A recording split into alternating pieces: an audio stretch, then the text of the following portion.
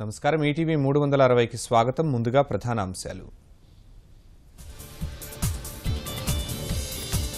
గిట్టుబాటు ధర కోసం రోడ్డెక్కిన మిర్చి రైతు. గుంటూరు మార్కెట్ యార్డు ఎదుట ఆందోళన.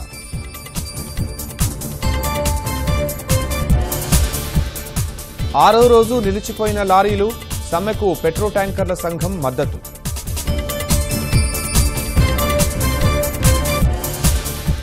ప్రభుత్వ వైద్యశాలల్లో సమగ్ర ఆరోగ్య రికార్డులు. రోగుల వివరాలు భద్రపరచాలని అధికారులకు సీఎం నిర్దేశం. ఆర్ఎండ్బి ఈఎన్సీ గంగాధరం ఆస్తులు 10 కోట్లు. బంగారం పత్రాలు ప్రదర్శించిన అనిష. ఎస్పీ బాలు హేమమాలినికి ఎన్టీఆర్ జాతీయ పురస్కారాలు. సురేష్ బాబు దిల్ రాజుకు నాగిరెడ్డి చక్రపాణి అవార్డులు. డొల్ల కంపెనీలపై ఈడీ దర్యాప్తు మరింత ముమ్మరం. 2 కీలక ఆర్థిక నేరస్తుల అరెస్ట్. లక్షలోపు రైతు రుణాల రద్దు. యూపీ మంత్రివర్గం నిర్ణయం. 30,000 కోట్ల మేర మాఫీ అవుతుందని అంచనా.